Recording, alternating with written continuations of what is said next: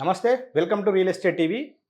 So, LRS అనే పదం ఇప్పుడు బాగా వినపడుతుంది. మరి ఈ ఎల్ఆర్ఎస్‌కు ఈ స్కీమ్స్ ఎందుకు తెస్తున్నారు? గతంలో ఉన్న ప్రభుత్వాలు ఎల్ఆర్ఎస్ తెచ్చినాయి. మళ్ళీ ఇప్పుడు ఎల్ఆర్ఎస్ వచ్చింది.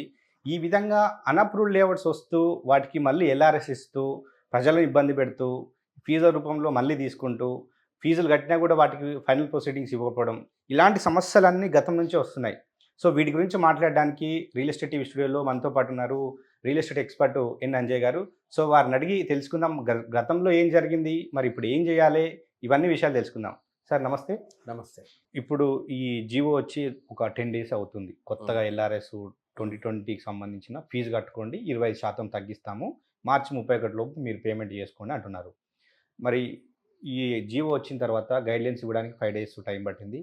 మళ్ళీ ఆ గైడ్‌లైన్స్ వీళ్ళు గవర్నమెంట్ అఫీషియల్స్ ఏదైతే మున్సిపల్ వాళ్ళు గాని, అర్బన్ డెవలప్‌మెంట్ వాళ్ళు గాని ప్రజలకు చెప్పడానికి ఇంకో 5 డేస్ పట్టింది. దాదాపు ఇలా 15 రోజులు గడిచిపోయింది. ఇక మిగిలింది కేవలం ఇంకొక 15 రోజులే. రెండోది వెబ్‌సైటులో టెక్నికల్ సమస్యలు చాలా ఉన్నాయి. Zero fees, extent miss match, తర్వాత రావాల్సిన ఫీజు కంటే ఎక్కువ రావడం. ఇవన్నీ క్వైరీస్ రైజ్ చేసి వాళ్ళకి రివర్స్ వచ్చి వాళ్ళు పేమెంట్ చేసే వరకు అసలు టైం సరిపోతుందా మరి? సరిపోదండి. ముమ్మాటికి సరిపోదు. మీ ప్రశ్న వ్యాలిడ్ ప్రశ్న. ప్రభుత్వము, అధికారులు కూడా ఆలోచించాలి. నాకు జీహెచ్ఎంసీ ఆఫీస్‌లో హెల్ప్ డెస్క్ ఉంటే అసలు ఏం చెప్తారు ఏంటి అని కనుక్కుందామని ఎళ్ళాను. ఖచ్చితంగా డేటా ఎక్స్‌టెన్షన్ అవ్వాలండి. ఇయన్నీ మేము యాడ్ చేయగలుగుతాము. మాకిప్పుడు 3000 అప్లికేషన్ల వివరాలు వచ్చినాయి. ఇదిగో స్పైరలు. మరి మా దగ్గర మాకిచ్చినయి ఎన్ని అంటే 16,000 ఉన్నాయి. ఇప్పుడు ఈస్ట్ జోన్ అని ఇక్కడ ఎల్బీ నగర్ పరిధిలో. ఓకే. నేనక్కడ వెళ్తే ఓకే. జోనల్ ఆఫీస్‌కెళ్తే హెల్ప్ డెస్క్ వాళ్ళు చెప్తుర్రు. మా దగ్గర 3000 అప్లికేషన్ల వివరాలే ఉన్నాయి. మిగతా వాటి రాలే. వీళ్ళ వరకే మేము ఫోన్ చేసి చెప్తున్నాం అని అంటున్నారు. మరి 16,000 అప్లికేషన్లు ఉంటే 3,000 అప్లికేషన్ల వివరాలే వాళ్ళ దగ్గరికి వచ్చినాయి. అమౌంట్ కట్టమని ఇంటిమేషన్ లెటర్లు వచ్చినవి. వాళ్ళకు ఇంటిమేషన్ ఇస్తున్నారు ఫోన్ చేసి. మరి మిగతాయన్ని ఎప్పుడైతే అంటే మేము చేయలేమండి, కష్టమైన పని, మాకు స్టాఫ్ సరిపోయేంత లేదు, ఖచ్చితంగా ఎక్స్టెన్షన్ అయితేనే చేయగలుగుతామని అంటున్నారు. ఒకటి, ఇప్పుడు ఆటోమేటిక్ ఫీజు జనరేషన్ సిస్టమ్ తీసుకొచ్చినాక ఇప్పుడు మార్గదర్శకాలలో చెరువులు కానీ, కుంటలు కానీ, కాలువలు కానీ, ఇరిగేషన్ సంబంధించిన వాటికి 200 మీటర్ల డిస్టెన్స్ కంటే దూరంగా ఉన్న వాటి అన్నిటి కూడా ఆటోమేటిక్ ఫీజు జనరేషన్ సిస్టమ్ ద్వారా ప్రతి అప్లికేషన్కి అమౌంట్ ఇంత కట్టాల్సిందే అని చెప్పేసి మేము ఇంటిమేషన్ లెటర్లు ఇస్తాము అని చెప్పారు. దీంట్లో తప్పిదాలు జరిగినాయిగా. జీరోలు వచ్చినాయి. కొంతమందికి, చాలామందికి జీరోలు వచ్చినాయి. కొంతమందికి అబ్నార్మల్గా వచ్చినాయి. కొంతమందికి ఏమో ఎక్స్టెంట్లు తప్పులు వచ్చినాయి. ఈ తప్పిదాలు జరిగినాయి. సో ఇప్పుడు మళ్ళా ఇది గమనించి ఆప్షన్లు తగ్గించేసి గ్రీవెన్స్ కూడా ఆప్షన్ ఇచ్చారు. 4 రోజుల కింద 7-8 ఆప్షన్లు ఉన్నదాన్ని తగ్గించి ప్రిసైజ్ చేసి 3 ఆప్షన్లు ఇచ్చారు. ఈ క్రమంలో నేనేం చెప్పదలుచుకున్నంటే, ప్రొహిబిటెడ్ ప్రాపర్టీస్ లిస్టులో సుమారుగా ప్రాపర్టీస్ ప్లాట్లు ఉన్నవి 2,50,000 అప్లికేషన్లు ఉన్నాయి. ఈ 26 లక్షలలో 2,50,000 సుమారుగా, యాక్యురేట్గా ఫిగర్ వాళ్ళు ఇయలే, నేను పేపర్లో వచ్చిన వాటిని బట్టే మాట్లాడుతున్నా. 2.5 లక్షలు ప్రొహిబిటెడ్ ప్రాపర్టీస్ లిస్టులో ఉన్నటువంటి దరఖాస్తులు ఉన్నాయి.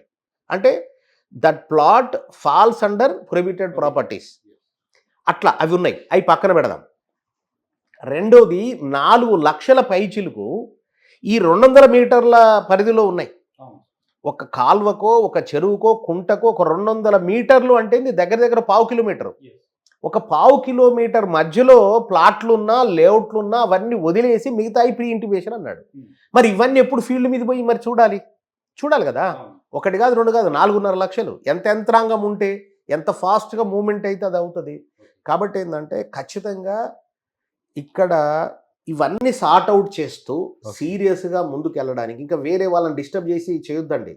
ఆ యంత్రాంగాన్ని నిత్యం దాని మీదనే ఉంటూ, నిత్యం రివ్యూ చేస్తూ, అప్లికెంట్ దారులతో టచ్లో ఉంటూ, వాడిని భయపెట్టి అసలు కట్టకపోనే పరిస్థితి కలగనీయకుండా వాడిని ఎడ్యుకేట్ చేస్తూ ముందు తీసుకెళ్ళాలి, సక్సెస్ చేస్తూ వెళ్ళాలి.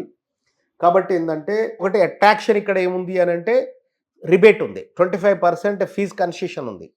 ఇది అట్రాక్ట్ చేసే అంశం. కానీ సన్నద్ధత ఏదైతే ఉందో, అటు సాఫ్ట్వేర్ పరంగా సన్నద్ధత అంటే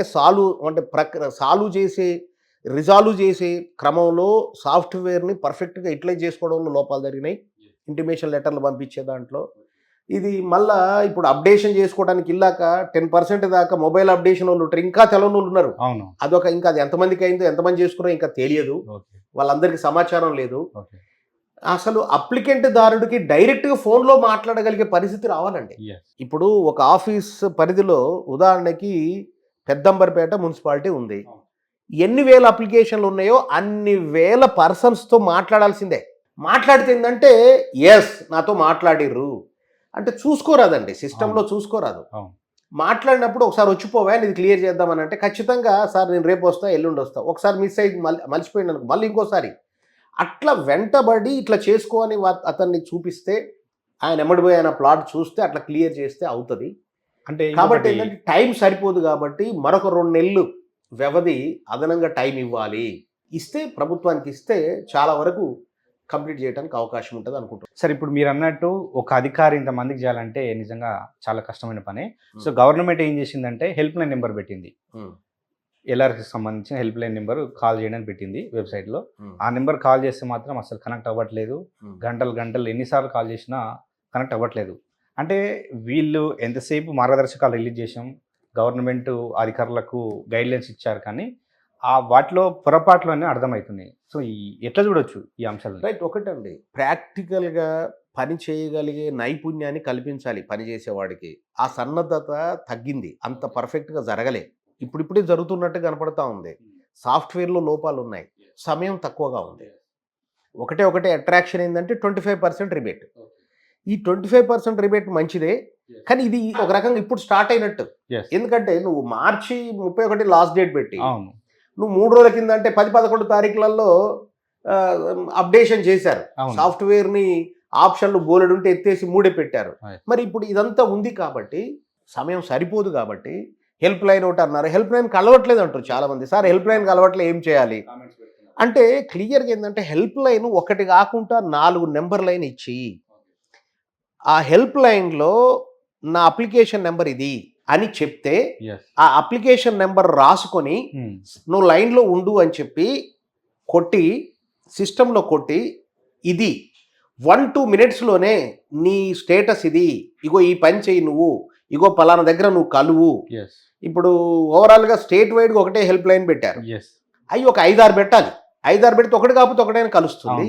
అట్లా డెడికేట్ చేయాలి, పర్సన్స్ కూడా పెట్టాలి, వాళ్ళకు ఎట్లా చెప్పాలి ఏం చెప్పాలో ఉండాలి. ఆయన అప్లికేషన్ దేని పరిధిలో ఉంది, అది జిహెచ్ఎంసి పరిధియా, హెచ్ఎండిఏ పరిధా, లేదు లోకల్ నగర పంచాయతీ, ఇవన్నీ చెప్పగలగాలి. లేకపోతే ఒక గ్రామ పంచాయతీ పరిధిలో ఉందా, గ్రామ పంచాయతీ పరిధిలో ఉంటే ఎవరిని కలవాలి, అవి చెప్పగలిగే విధంగా ఉండాలి. కాబట్టి హెల్ప్ లైన్స్ కూడా సరిపోవట్లే, పెంచాలి. అంటే సన్నద్ధత ప్రక్రియని వేగవంతం చేయడానికి కావాల్సిన సమకూర్చుకునే ఏవైతే ఉన్నాయో అవి సరిపోయే పద్ధతుల్లో లేవు. మనుషుల్ని కూడా నాకు విచిత్రం ఒక విషయం చెప్పనా, ఒక రిజిస్ట్రారు నిజామాబాద్ జిల్లా నుంచి ఫోన్ చేశాడు. ఒక డాక్యుమెంట్ రైటర్ ఫోన్ చేసి నాతో మాట్లాడించాడు. అయితే ఒక డాక్యుమెంట్ రైటరు నా మిత్రులు అక్కడ ఒక వెంచర్ వేశారు, అది డిటిసిపి లేఅవుట్.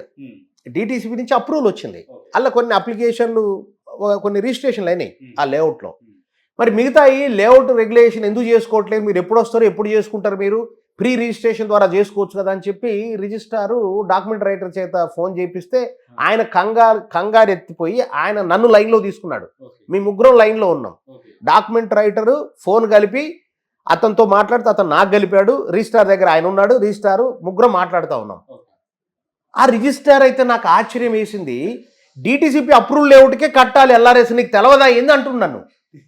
సార్ దయచేసి మీ పదవికి నేను రెస్పెక్ట్ ఇస్తా కానీ మీరు కనీసం అప్డేషన్ కాలే, మీరు దయచేసి వివరాలు తెలుసుకొని మాట్లాడండి, చదవటం నేర్చుకోండి, మీరు జీవోని చదివారా, ఎవరండి మీకు చెప్పింది, మీకు చెప్పిన వాళ్ళు ఎవరో వాళ్ళని అడగండి సార్.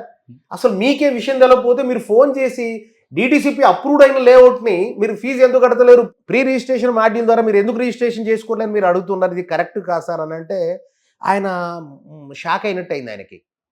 సార్ మీరు ఆఫీసర్గా మీకు నమస్కారమే, కానీ మీరు అస్సలు అప్డేషన్ లేరు, మీ స్థాయిలో ఇంత ఇల్లిటరేట్గా ఉన్నారు మీరు ఈ విషయం పట్ల, ఇది కరెక్ట్ కాదని చెప్పిన, ముఖం మీద చెప్పిన, ఏం ఫీల్ అయింది ఏందో తెలియదు, అంత దరిద్రంగా ఉన్నారు కొంతమంది. మరి ఆఫీసర్లకు గట్లుంటే మీరు ప్రీ రిజిస్ట్రేషన్ అన్న ఆప్షను అది కేవలం ఈ రంగారెడ్డి, హైదరాబాద్, మేడ్చల్ ఈ 3 జిల్లాల రిజిస్టార్లకే అవగాహన ఉంది. గ్రామీణ ఏదైతే మున్సిపాలిటీలు ఉన్నాయో Hmm. నగర పంచాయతీలు ఉన్న మున్సిపాలిటీలో అక్కడ రిజిస్ట్రేషన్ చేయట్లేదు. ఈ ప్రీ రిజిస్ట్రేషన్ మాకు అసలు లేదు, మాకు ఇంకా అప్డేట్ రాలని చెప్తున్నారు వాళ్ళు. మీకు అంతెందుకు, నిన్న కాక మొన్న నల్గొండలో ఒక రిజిస్ట్రేషన్ ఉంటే పోయా, నాకు తెలిసింది.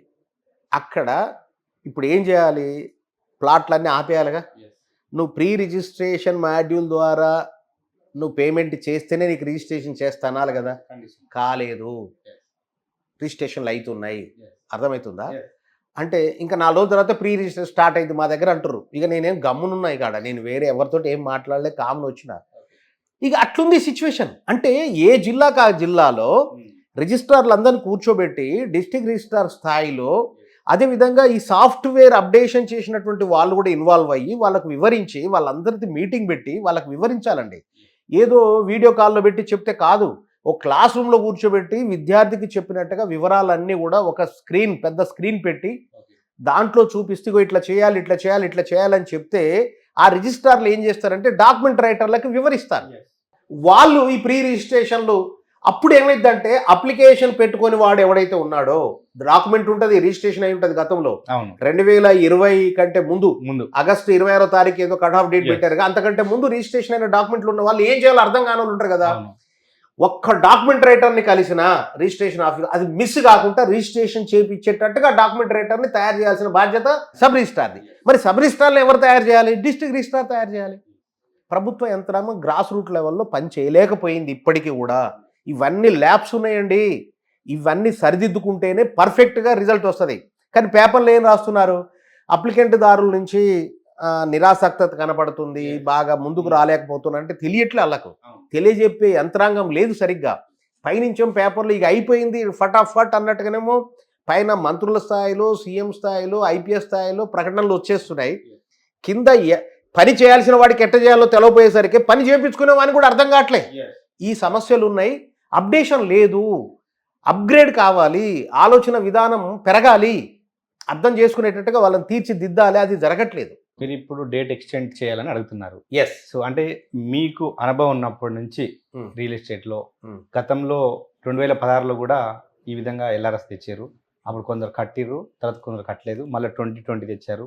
మళ్ళీ ఇంకో గవర్నమెంట్ వస్తే మళ్ళీ అవకాశం ఇస్తారని అప్లికెంట్ దారుడికి ఒక నెగిటివిటీ అయితే ఉంది మైండ్లో. సో మరి ఇలా వచ్చిన గవర్నమెంట్ వచ్చే మార్చి కొద్దీ ఎల్ఆర్ఎస్కి అవకాశం ఇస్తూ పోతా ఉంటే ఏం జరుగుతుంది మరి ఈ రియల్ ఎస్టేట్ వ్యవస్థ మీద కానీ ప్లాట్ల పైన కానీ? ప్రభుత్వము భూమిని ఆధారంగా ఏ అవకాశం వచ్చినా వదలకుండా పిండి, ముక్కులు చెవులు పిండి వసూలు చేయడమే ధ్యేయంగా పనులు చేస్తున్నాయి. నేను గత ప్రభుత్వాన్నో లేకపోతే ఇప్పుడున్న ప్రభుత్వాన్నో నేను తప్పు పట్టట్లా. 2007, 2008 నుంచి ఎల్ఆర్ఎస్ అనేది ఒకటి వచ్చింది.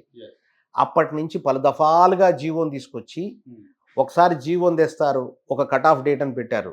2014 జూన్ 2వ తారీఖు కట్ ఆఫ్ డేట్ పెట్టారు గతంలో ఒక జీవో. ఆ జీవోని ఎన్నాళ్ళ పాటు కొనసాగించారు. దాన్ని కొనసాగించడానికి మధ్యలో అమెండ్మెంట్ జీవోలు తీసుకొచ్చారు 2015, 2016 అప్పటిదాకా. ఆ తర్వాత అప్పటికి కొన్ని క్లియర్ కానీ కూడా ఉండే అందులో అప్లికేషన్లో.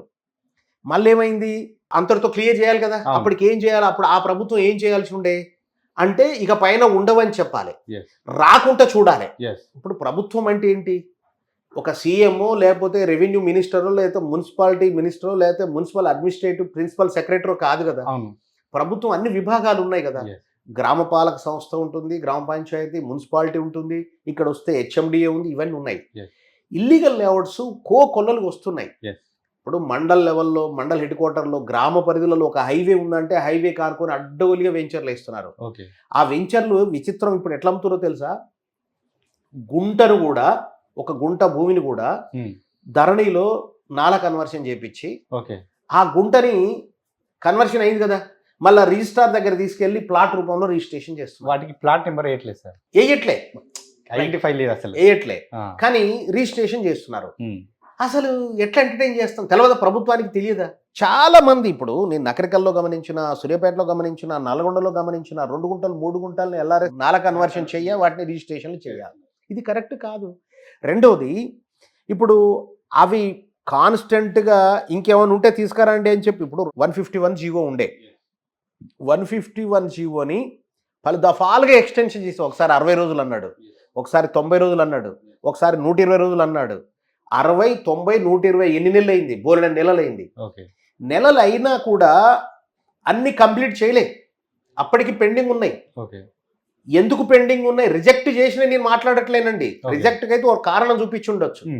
రిజెక్ట్ చేసిన కూడా నాకు తెలిసి అవును. ప్రభుత్వ విభాగాల తప్పిదం వల్ల రిజెక్ట్ అయినవి ఉన్నాయి. చిన్న ఎగ్జాంపుల్ చెప్తా. మంగళపల్లి రెవెన్యూ పరిధిలో ఇబ్రహీంపట్నం మండలం అవుతుంది, రంగారెడ్డి జిల్లా. గ్రౌండ్ కి సర్వే నెంబర్ ఓవర్లాప్ అవుతుందని, ఏదో ఇటువంటి గ్రౌండ్ క్లియరెన్స్ సరిగ్గా లేదనో, ఏదో ఓవర్లాప్ అవుతుందనో వాళ్ళకి అర్థం కాకనో ఫీల్డ్ మీదకి రారు, చూడరు, రిజెక్ట్ కొట్టారు. నీకు విచిత్రం చెప్తా. ఒక ప్లాట్ నాది 498, 499, 500 ఒకటే వరుస ఉన్నాయి కదా. 500 ప్లాట్ సుబ్బారావు గారు అని ఆయన ప్లాట్, ఆయనది ఎల్ఆర్ఎస్ క్లియర్ అయింది. 498 నా పేరు మీద ఉంది, నాది క్లియర్ అయింది. మధ్యలో వెంకటేశ్వర్లు అని ఉన్నాడు, ఆయన ప్లాట్ రిజెక్ట్ అయింది. 2 సార్లు అప్లై చేస్తే 2 సార్లు రిజెక్ట్ అయింది. మేము రిటర్న్ గా రాసి ఇట్లా అయిందయ్యా, ఇది కథ, ఈ వివరం అంతా చెప్పి ఎందుకు అయింది అంటే దానికి ఆన్సర్ లేదు, ఇంతపాటు క్లియర్ కాలేదు. ఇట్లా క్లియర్ కాకపోవడానికి కారణం మా తప్పిదం కాదు కదా, అధికారుల యొక్క తప్పిదం. వాళ్ళు ఏదో అప్పుడైతే జియో కోఆర్డినేట్స్ కూడా అడిగారు. ఆ ప్లాట్కి 4 భాగాలలో నిలబడి, 4 మూలం నిలబడి జియో కోఆర్డినేట్స్ కూడా రూపొందించి అప్లోడ్ చేసినాం. పేపర్ గీసి ప్లాట్ సైజులు మెన్షన్ చేస్తూ 3 మూలల దగ్గర అక్షాంశం, రేఖాంశం వివరాలు పెట్టి అప్లోడ్ కూడా చేసినాం. అట్లా అడిగారు. అసలు ఔటర్ రింగ్ రోడ్లో ఒక సర్వే నెంబర్, ఔటర్ రింగ్ రోడ్లో పోతే సర్వే నెంబర్ మొత్తాన్ని కూడా బ్లాక్ లిస్ట్లో పెట్టారు, ఎల్ఆర్ఎస్ క్లియర్ చేయకుండా. అప్పుడు ఏం చెప్పారు? ఔటర్ రింగ్ రోడ్ ఆఫీస్లో మీరు వెళ్ళి ఈ ప్లాట్ రింగ్ రోడ్డు కోసం ఎక్వైర్ చేయబడలేదు అని చెప్పి ఎన్ఓసి తెమ్మన్నారు. అట్లా ఎన్ఓసీలు కూడా తెచ్చినాం. అట్లా తెచ్చినాక కూడా కానీ ఉన్నాయి ఇంకా. మరి ఇటువంటి తప్పిదాలు వాటన్నిటిని క్లోజ్ చేశారు. 1 ఫైన్ మార్నింగ్ ఒక జియో 636, 37 ఏదో ఉంది, ప్లానింగ్ డిపార్ట్మెంట్ తరఫున ఒక జియో ఇష్యూ చేసింది. బయటికి రాలే ఇంతమంది నాకు తెలుసు. నేను మొన్న సెర్చింగ్ చేస్తా ఉంటే, నెట్లో పోయి చదువుతా ఉంటే నాకు అది తెలిసింది. అప్పటి వరకు ఇక ప్లాట్లు రెగ్యులరైజ్ కాకపోతే, చేసుకోకపోతే, పెండింగ్ ఉన్న 10,000 గట్టున్నట్టయితే అవి తిరిగి ఇవ్వబడవు అని చెప్పి ఓ జీవో చేశారు, కథం క్లోజ్ చేసి పడేశారు.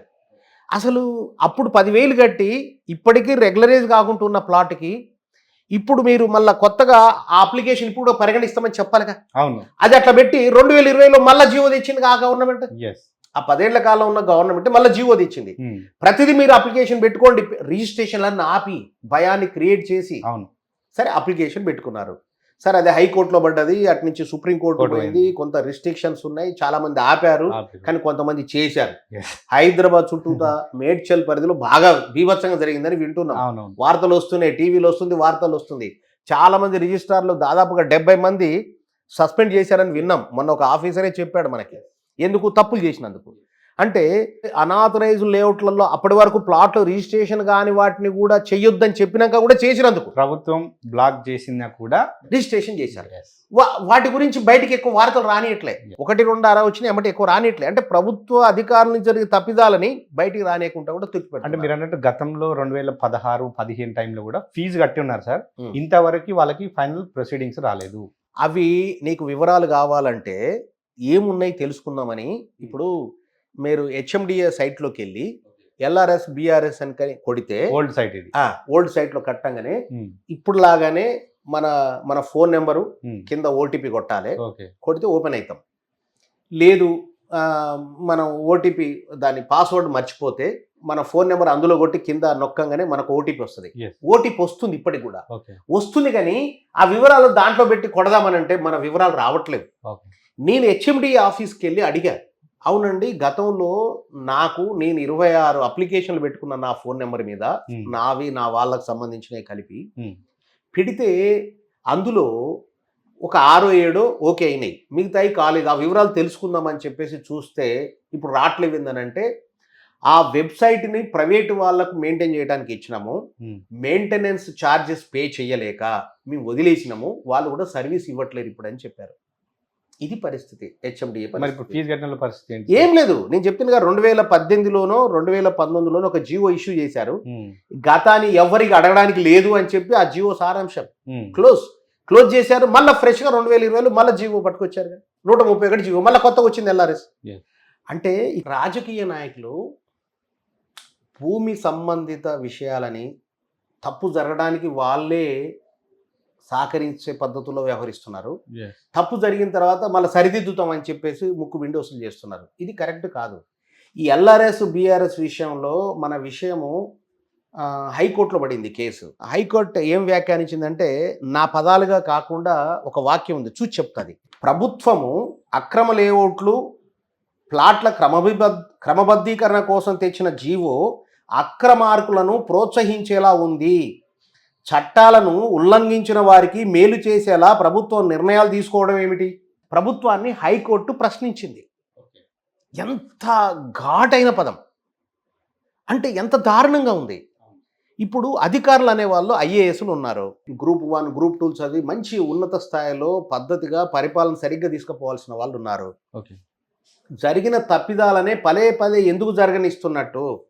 వాళ్ళ చర్యలేవి? వాళ్ళు ఎందుకు కఠినంగా వ్యవహరించట్లేరు? ఎందుకని ఈ రకంగా ఇప్పుడు ఎల్ఆర్ఎస్ పదే పదే ఎందుకు రావాల్సిన పరిస్థితి వస్తూ ఉంది? ఒక కట్ ఆఫ్ డేట్ ఆ తర్వాత ఇల్లీగల్ లేఅవుట్స్ రాకుండా ఆపలేరా?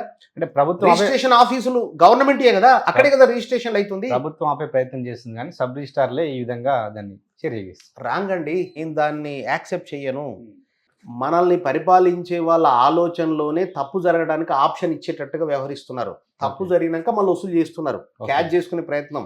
ఇది ఒక పాడి గేదెలాగా ఒక పాడి ఆవులాగా కలెక్షన్ చేసుకోవడానికి ఉపయోగపడుతూ ఉందే తప్పితే అసలు తప్పులు ఎందుకు జరగనియాలి? ఇప్పుడు కరెక్ట్గా రిజిస్ట్రేషన్ జరగదు స్ట్రిక్ట్గా. జరిగితే వానికి శిక్ష ఎట్లుండాలంటే ప్రజలందరికీ తెలియజేయాలి.